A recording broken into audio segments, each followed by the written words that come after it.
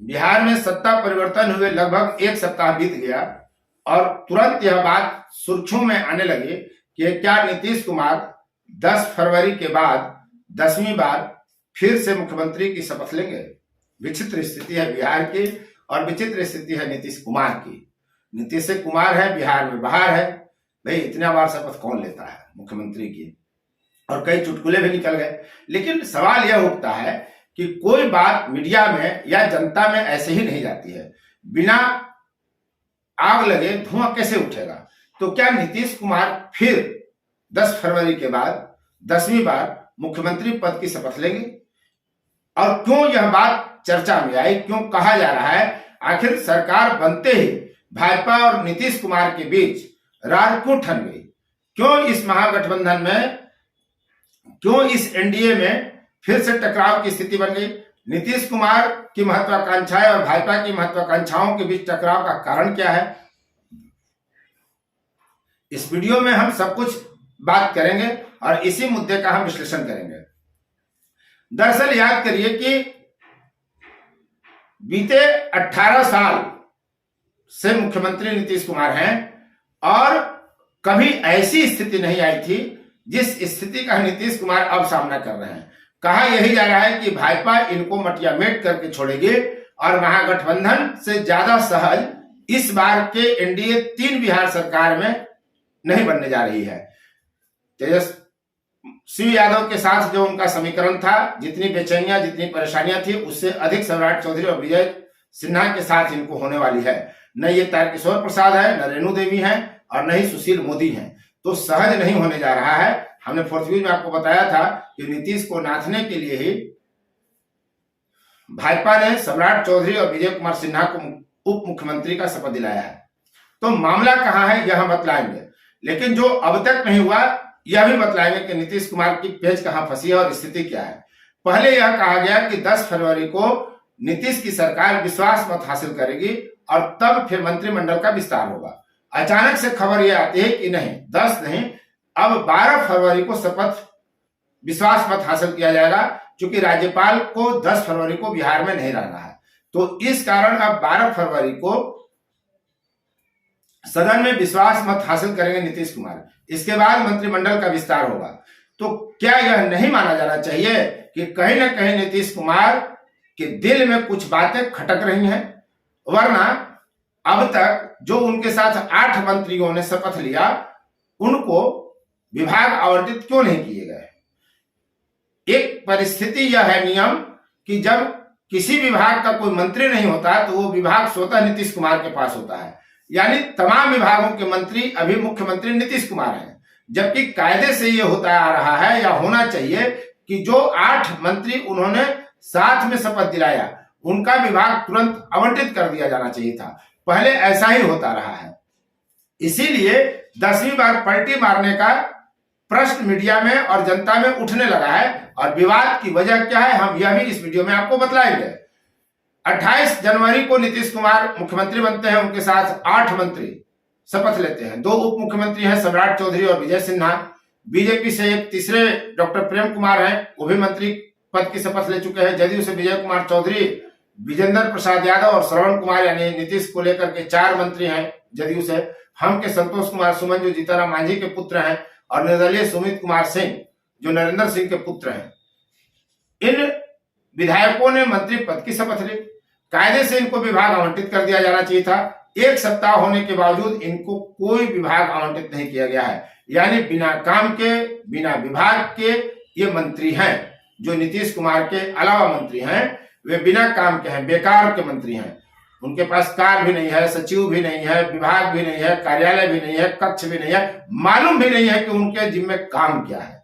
ये स्थिति आ गई और 1 सप्ताह तक ये स्थिति बनी हुई है। तो निश्चित रूप से ये जान लीजिए कि कहीं ना कहीं नीतीश कुमार को बातें खटक रही हैं और उनको भाजपा नाथने और साधने के प्रयास कर रही है। इसलिए दोनों की महत्वाकांक्षाओं के बीच टकराव है और टकराव की एक खास वजह है जो 18 साल में नहीं हुआ। अब हम आपको थोड़ा सा इतिहास बतला देते हैं। पहले 20 नवंबर 2015 को 23 मंत्री के साथ नीतीश कुमार ने शपथ लिया था। उसके पहले तो सब कुछ एनडीए के साथ था, तो सब कुछ ठीक ठाक था। महागठबंधन की सरकार बनती है, पहली बार यू टर्न लेते हैं भाजपा को छोड़ करके और 20 नवंबर 2015 को वो सरकार बनाते हैं। 23 मंत्री उनके साथ शपथ लेते हैं, जिसमें तेजस्वी यादव उप मुख्यमंत्री हैं, और उसी दिन कुछ घंटे के अंदर सभी मंत्रियों के विभाग आवंटित कर दिए गए।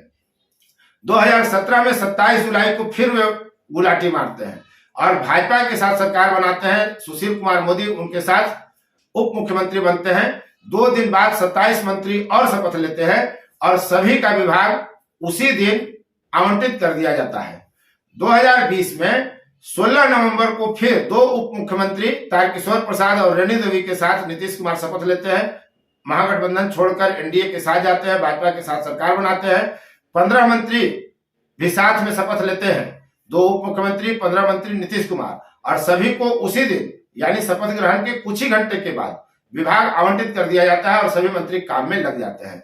2022 में 9 अगस्त को फिर गुलाटी मारते हैं और भाजपा छोड़ के महागठबंधन के साथ तेजस्वी यादव उप मुख्यमंत्री और 31 अन्य मंत्री के साथ वो शपथ लेते हैं, यानी 33 लोग मुख्यमंत्री उप मुख्यमंत्री मिलाकर एक साथ राजभवन में शपथ लेते हैं और उसी दिन सबको विभाग आवंटित कर दिया गया।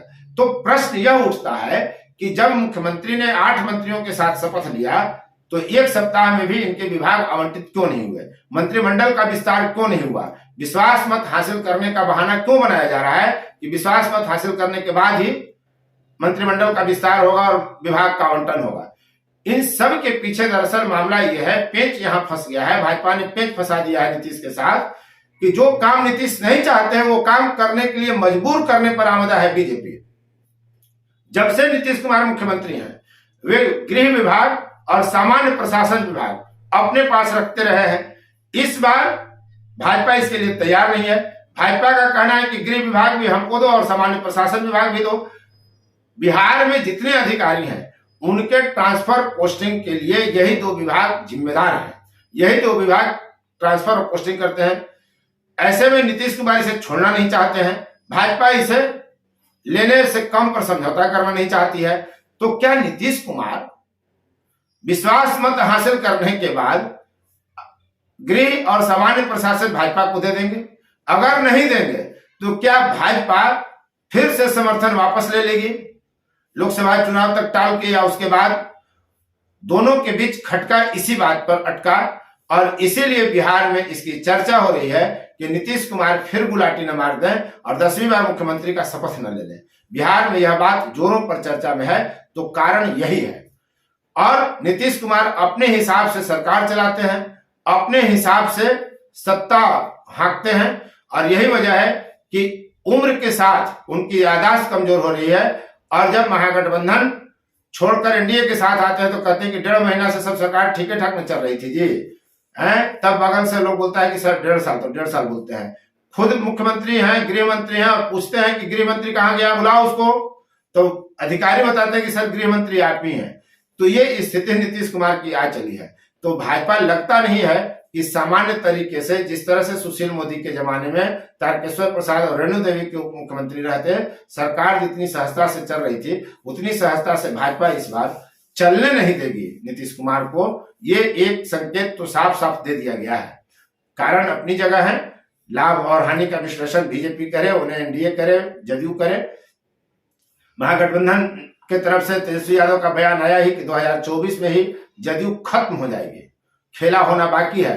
तो देखिए आगे आगे क्या होता है। आप देख रहे थे फोर्थ व्यूज और मैं उपेंद्र कश्यप। यदि अब तक आपने इस चैनल को सब्सक्राइब नहीं किया है तो हम आपसे अपील करते हैं कि चैनल को सब्सक्राइब करिए, शेयर लाइक कमेंट जरूर करिए, ताकि आपकी पसंद का वीडियो आप तक सबसे पहले पहुंचे। और आप जब सब्सक्राइब करते हैं, कमेंट करते हैं, तो चैनल को मजबूती मिलती है और इसी मजबूती के बदौलत आपकी आवाज को बुलंदी मिलती है। धन्यवाद। फोर्थ व्यूज, चौथा विचार, बाकी